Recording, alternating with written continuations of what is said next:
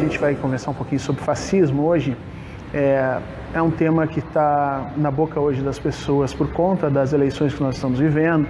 Existe uma discussão bastante grande se esse é um conceito que pode ser aplicado ao Brasil hoje, ou se nós estamos falando numa grande bobagem e o que está acontecendo no Brasil é algo completamente distinto.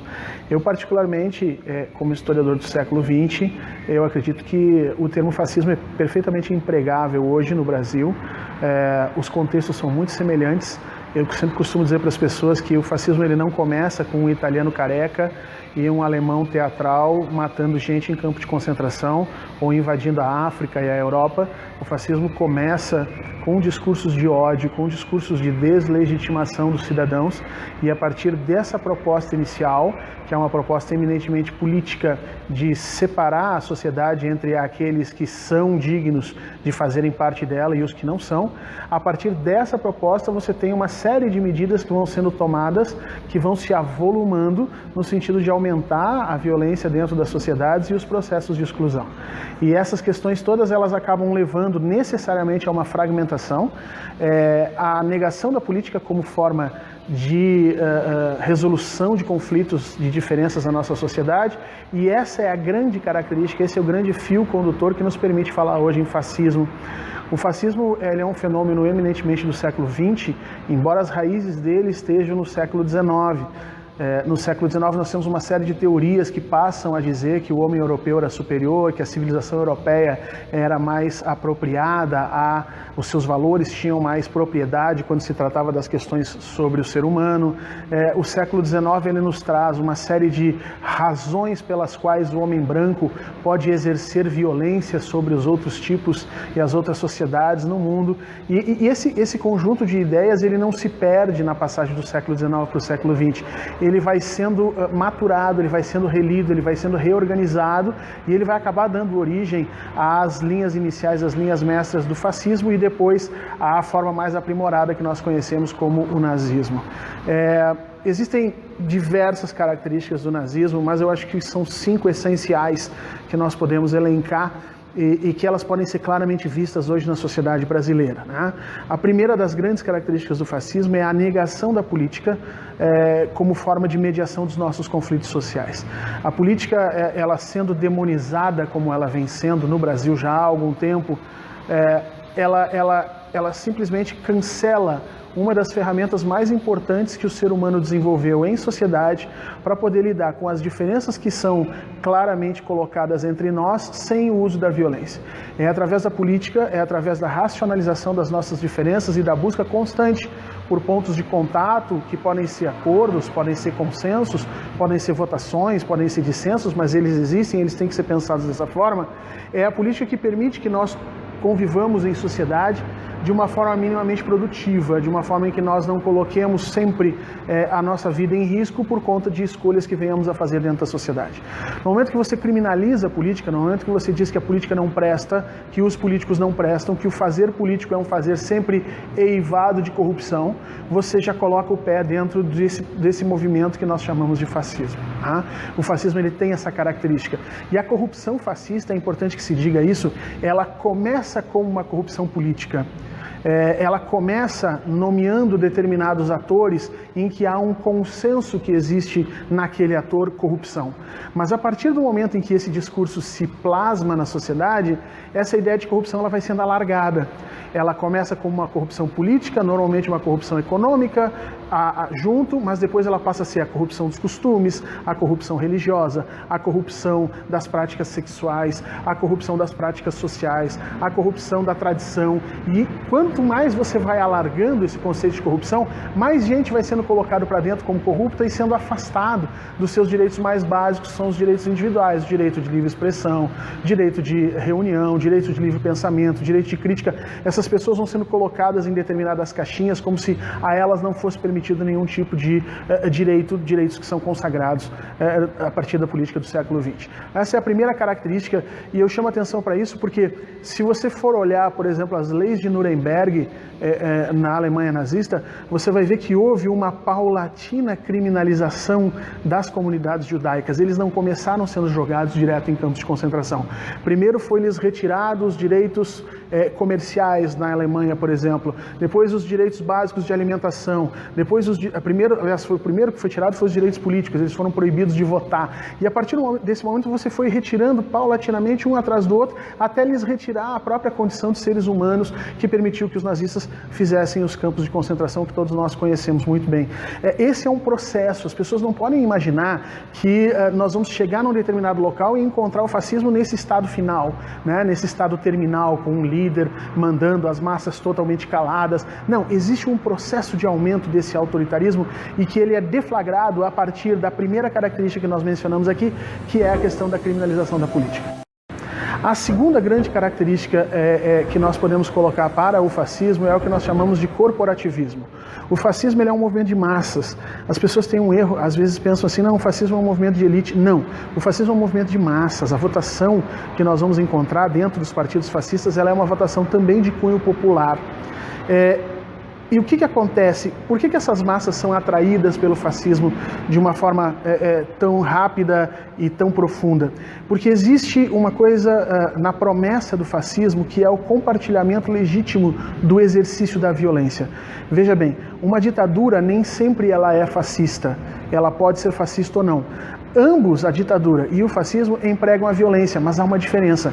Na ditadura, você tem fortalecimento de estruturas de Estado que são, vamos dizer assim, as únicas responsáveis pelo exercício da violência.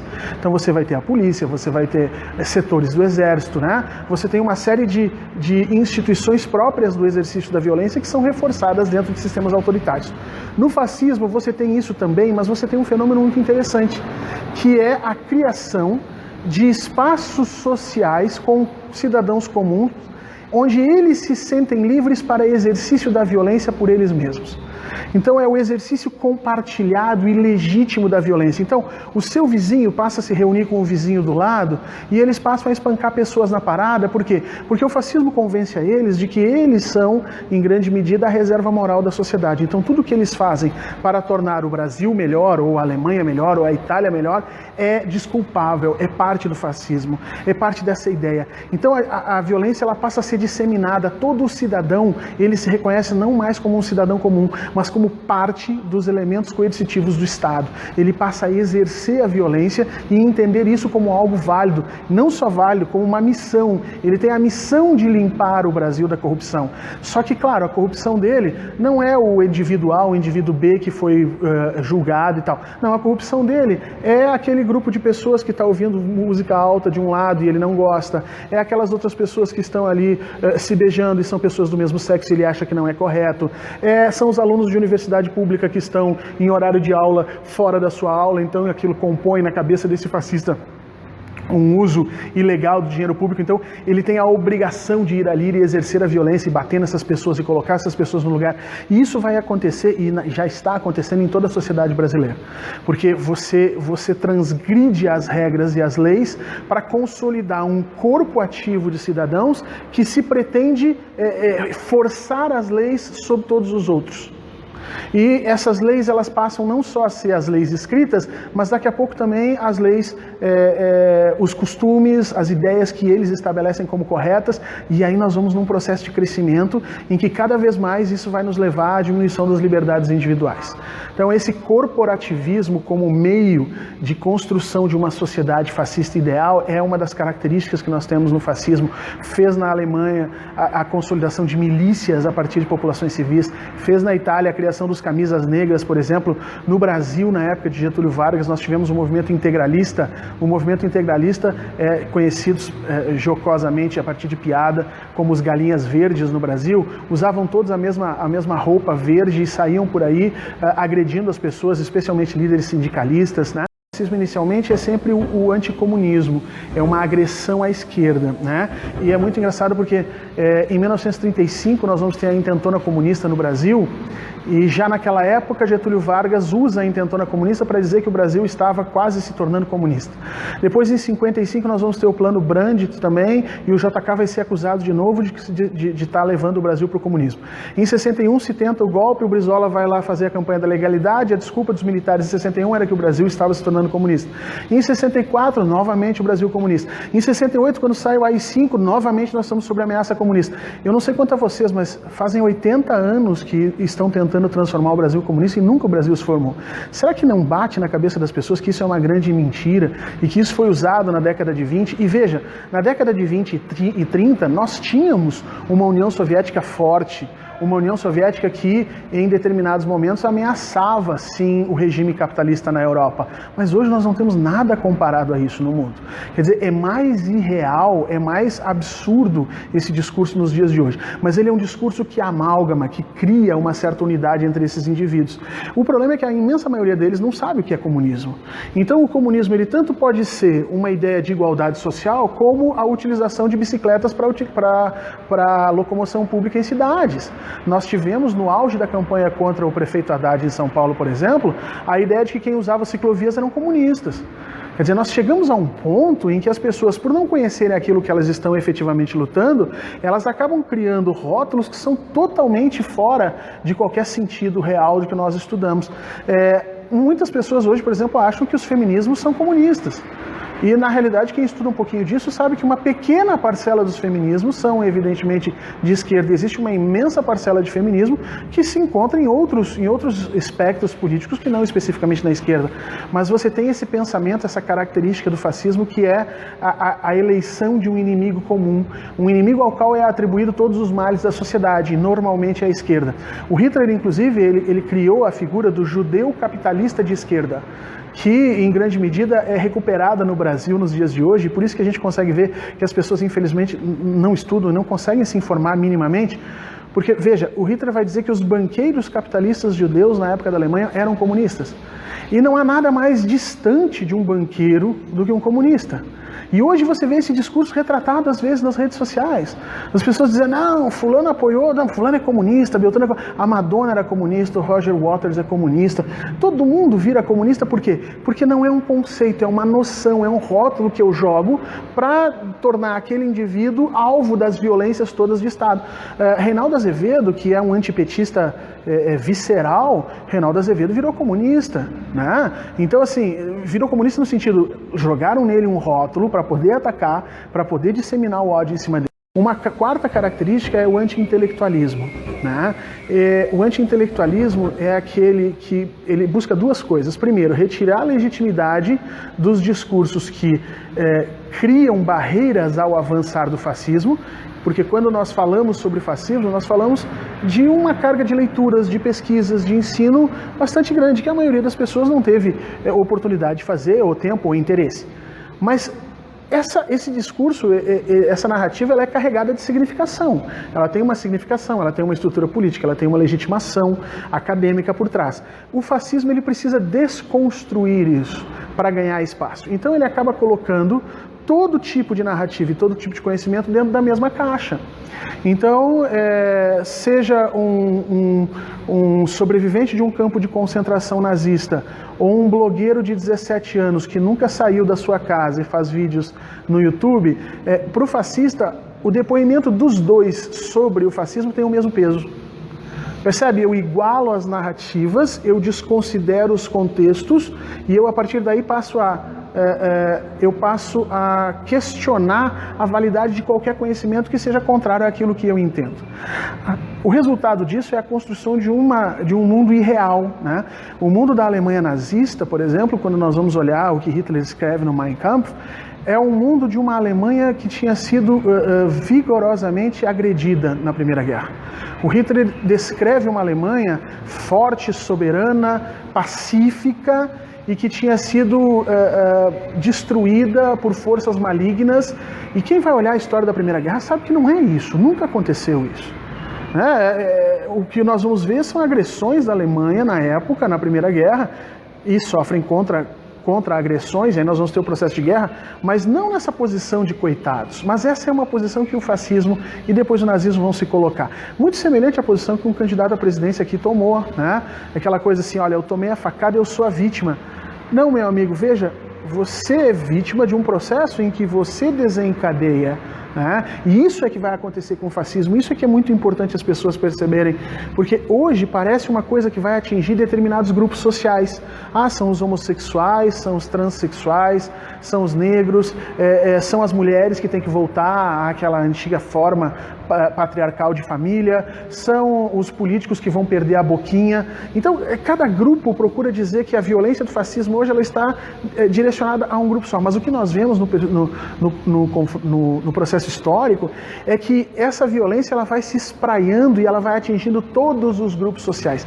Quanto mais o fascismo vai se tornando forte, mais ele vai restringindo o número de pessoas que estão livres da violência, a ponto de você chegar em determinada situação, por exemplo, na Alemanha, o Hitler em determinado momento vai atacar o próprio exército, vai atacar os próprios contingentes militares que lhe tinham servido de apoio e que em algum momento já tinham feito algumas críticas às suas posições. Você vai ver isso na chamada Noite das Longas Facas, que nós vamos encontrar na Alemanha. Quer dizer, ele ataca inclusive militares porque esses militares pareceram ser dissonantes do pensamento autocentrado, que é o pensamento fascista que nós vamos encontrar. E nós estamos vendo isso no Brasil.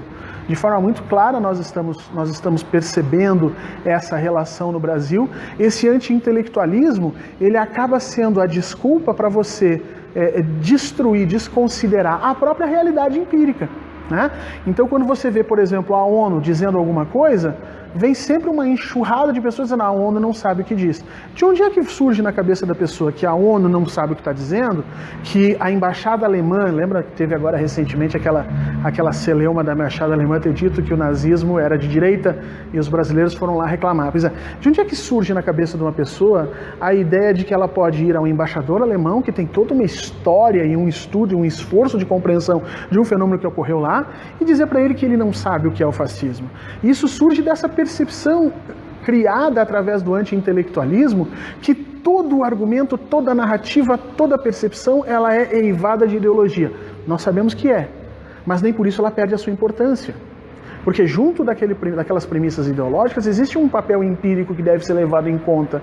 Existe um conteúdo que pode ser verificável, que nós podemos facilmente ir ali, olhar e vermos se aquilo realmente corresponde à realidade. E é essa ruptura que o fascismo estabelece. E é por isso que ele acaba sendo organizado e sendo montado sempre em discursos autocentrados, discursos fechados, em pequenos grupos, se retroalimentando, e quando ele já explode em sistema final. Não há como você conversar com ele.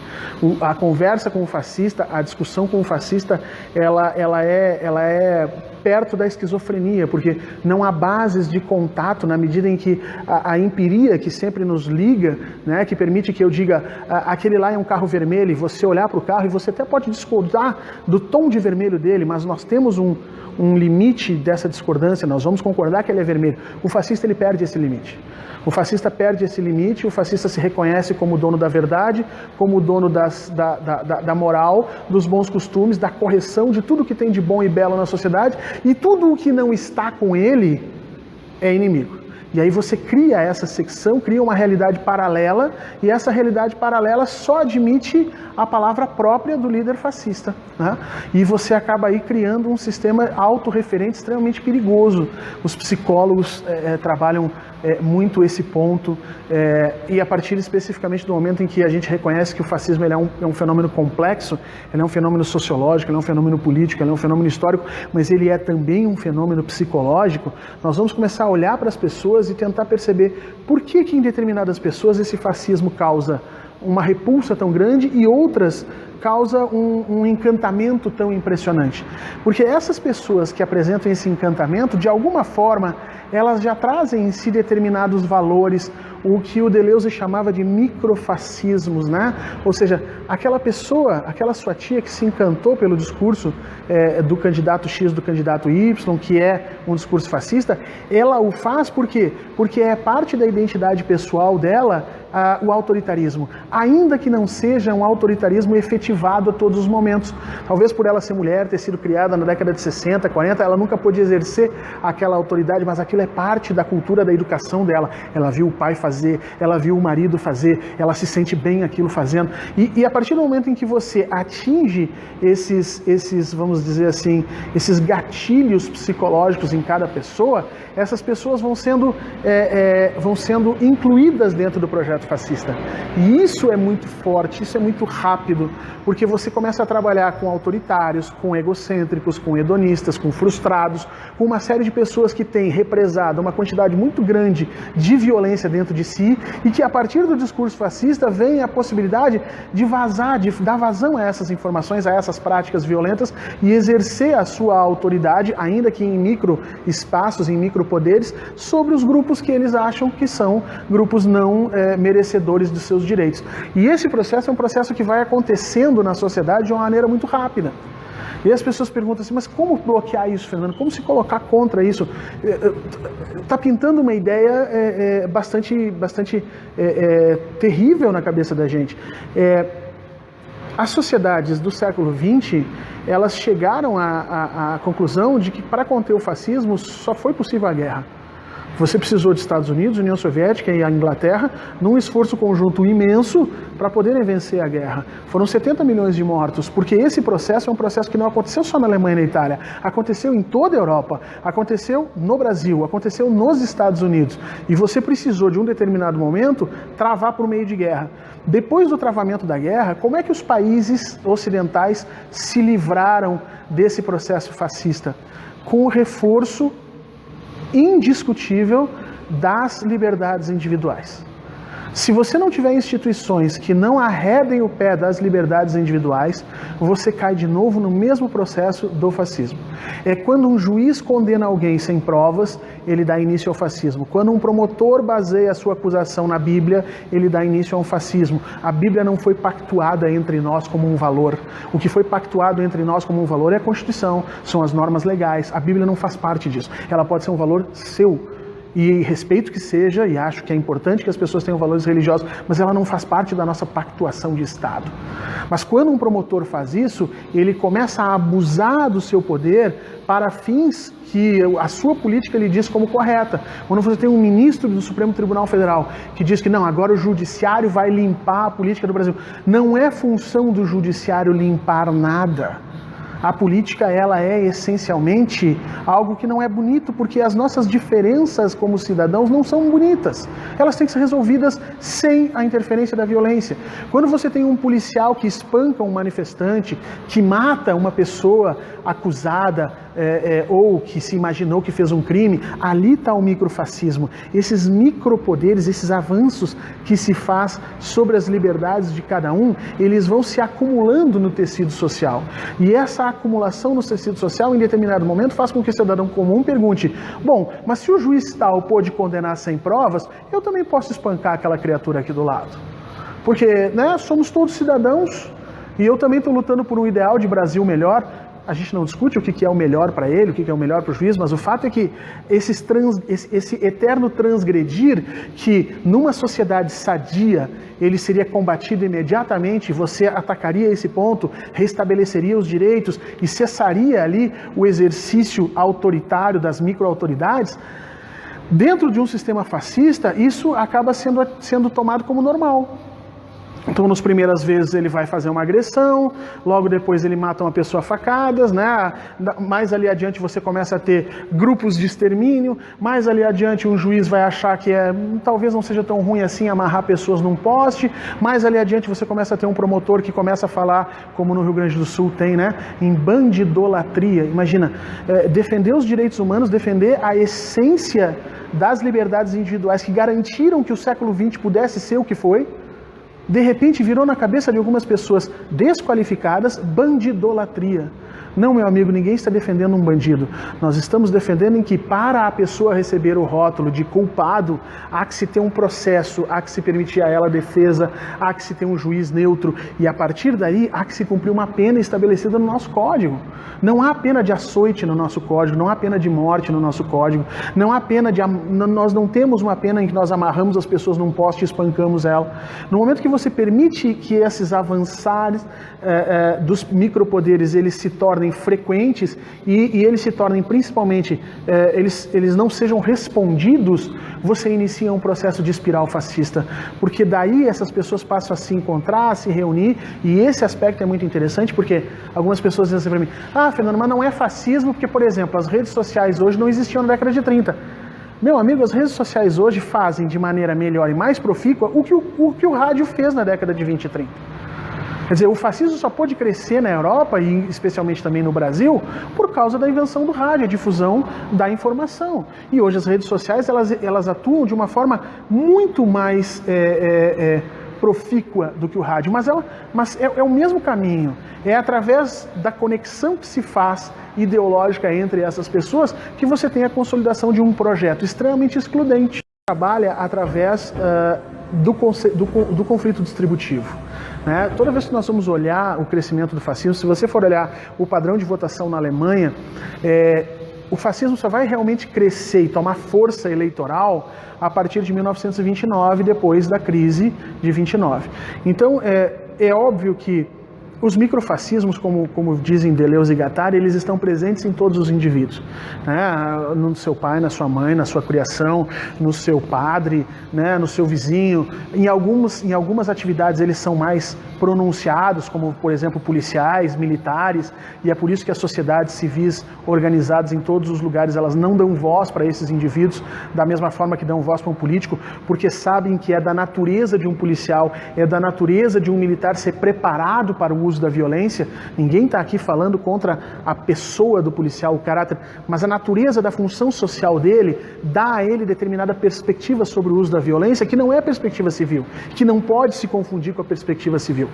Bom, a partir desses pronunciamentos um pouco melhor, um pouco mais democráticos, né, um pouco mais autoritários, toda a sociedade tem.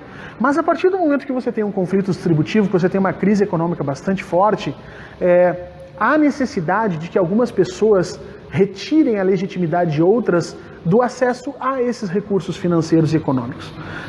Então, isso é importante. Eu sempre digo para as pessoas, quando existem 10 pães para dividir entre 5 pessoas, todo mundo está feliz, nós vamos fazer festas, nós vamos dividir o pão, nós vamos incluir as pessoas, vão achar maravilhoso. Quando passam a existir 5 pães para dividir entre 5 pessoas, as pessoas começam a falar em austeridade. Não, é preciso economizar, vamos ser austeros. Quando passa a existir 2 pães para dividir entre 5 pessoas, surge o fascismo. Porque o fascismo vai dizer, olha, de nós 5, vocês 3 não têm direito ao pão. E não tem direito ao pão por quê? Porque você é vermelho, porque você é gay, porque você torce pelo time tal, porque não interessa o motivo. Os motivos são os mais loucos possíveis, porque você não é católico, porque você não é cristão, porque...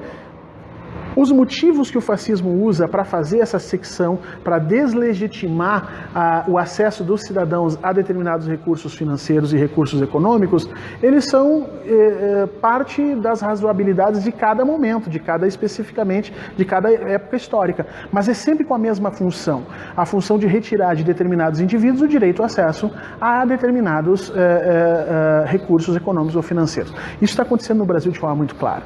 O ataque que se faz, por exemplo, ao Bolsa Família, que é um valor mínimo para as pessoas se sustentarem, o ataque com os mesmos argumentos que se faz aos empréstimos do BNDES, o ataque que se faz aos impostos, não é nada mais, nada menos do que uma grande e grave crise distributiva que o Brasil vem sofrendo a partir especialmente de 2013, 2012. Nós tivemos uma enorme crise internacional em 2008, a crise foi maior que a crise de 29, em termos de perdas econômicas. Nós tivemos uma segunda crise gravíssima que foi em 2010, que é a crise do euro na Europa, e essas duas crises, juntamente com a mudança nos planos quinquenais da China, nos tirou os 4 ou 5 maiores compradores comerciais.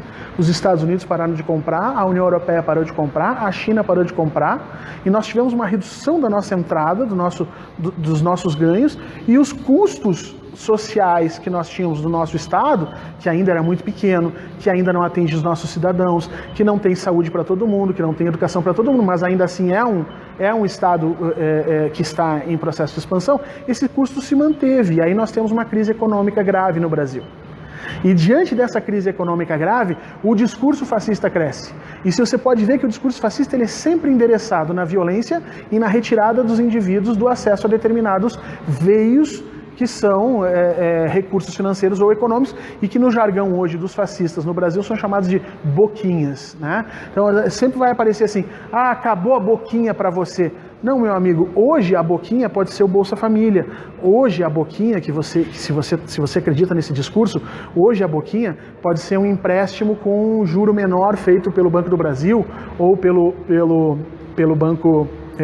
BNDES, mas daqui a 1 ano, 2 anos, a boquinha vai ser o teu salário como funcionário público, a boquinha vai ser o teu seguro, a tua licença prêmio, a boquinha vai ser as tuas férias, a boquinha vai ser o empréstimo que é dado para financiamento agrícola no Brasil, por exemplo, a boquinha vai ser o empréstimo dado para a criação de novas empresas. Isso vai se alargando. Cada vez mais nós vamos excluir as pessoas do acesso a esses recursos e concentrando cada vez mais riqueza. E o grande problema, que a burguesia sofreu isso no período entre guerras e que vai sofrer isso até o final da Segunda Guerra, e a burguesia brasileira não se deu conta disso ainda, mas vai se dar daqui a um minutinho, é que o fascismo ele não é contido por dinheiro.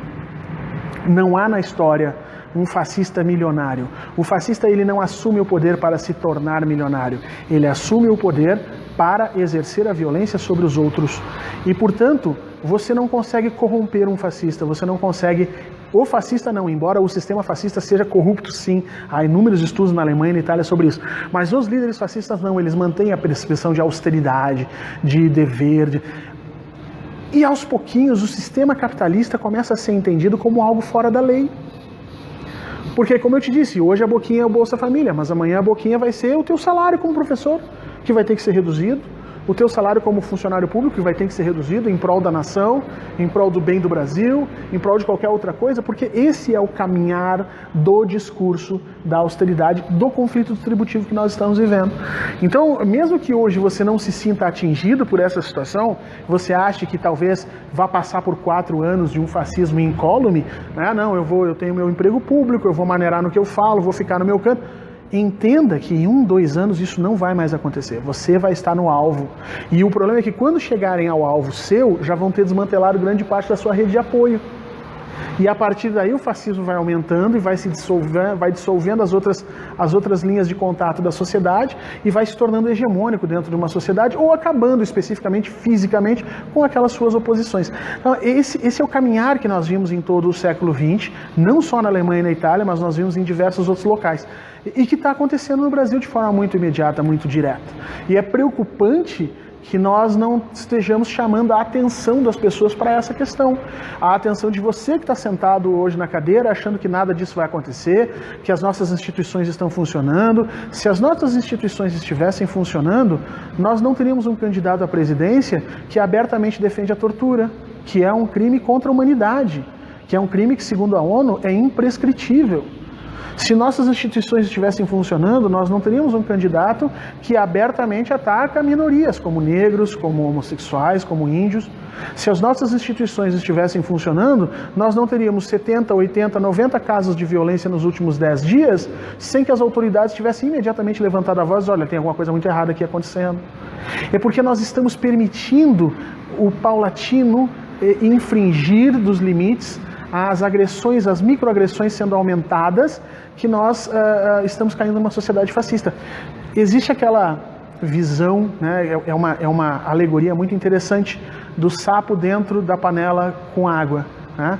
Se você pegar um sapo e botar dentro de uma panela com água fria e for esquentando a panela aos pouquinhos, o sapo cozinha e não consegue perceber que a panela esquentou a ponto de lhe matar. Se você pegar uma água fervendo e largar o sapo dentro, ele pica na água e pula fora, porque ele percebe na hora aquilo. Nós estamos como se fosse anestesiados. Infelizmente, nós estamos anestesiados para esses micropoderes. As pessoas estão avançando os limites em todos os lugares. As pessoas estão se organizando para promover ataques de violência aqui e acolá. E isso está sendo incitado por um projeto político específico de um determinado candidato. E você não vai ter como fugir da posição de se manifestar a respeito disso. Ou você se manifesta a favor desse projeto, ou se você se manifesta contra. Não existe meio termo. A neutralidade, nesse caso, a única coisa que ela faz é fortalecer as agressões que já estão acontecendo. E é uma pena que a gente enxergue a sociedade brasileira hoje e não veja nas autoridades alguém com força capaz de dizer: chega, isso não vai continuar desse jeito. O nosso STF lava as mãos a todo momento, os nossos juízes de primeiro grau quase estão inseridos dentro desse projeto fascista, e o Brasil virou, nos últimos anos, a lei do mais forte. Quem pode mais faz, quem não pode aguenta, porque a tempestade vai ser grande. Eu espero que, diante dessa conversa que a gente teve, que você consiga refletir um pouquinho a respeito disso, que você consiga perceber esses pontos que eu te coloquei e, acima de tudo, sim, é preciso usar o termo fascismo para o Brasil, é preciso defender que nós estamos num processo cada vez mais rápido de deterioração das nossas condições enquanto sociedade, e que isso tem um custo bastante alto e que as pessoas agora ainda não conseguem perceber que esse custo vai acabar atingindo a elas, vai acabar mudando a vida que elas conhecem. E aos pouquinhos, infelizmente, as pessoas vão descobrir que existem coisas muito piores na vida e nas sociedades humanas do que qualquer ideia abstrata de corrupção. Eu espero que a gente consiga tempo e força suficiente para combater esse projeto político, para que nós não caiamos dentro de uma sociedade em que a violência seja essencialmente o signo que vai nos dizer o que fazer ou o que não fazer, que lado votar, em que lado não votar, e que a gente possa construir uma sociedade plural, uma sociedade que respeite os seus pontos de vista e que não trabalhe especificamente com a ideia da eliminação do outro, da eliminação daquele que não concorda comigo, seja porque ele é corrupto, seja porque ele é gay, seja porque ele é uma mulher, seja porque ele tem uma tatuagem, enfim, os motivos são completamente diferentes. Muito obrigado, agradeço esse espaço, vamos ver se a gente consegue conversar, dialogar e evitar esse fim terrível que se apresenta para nós. Um abraço.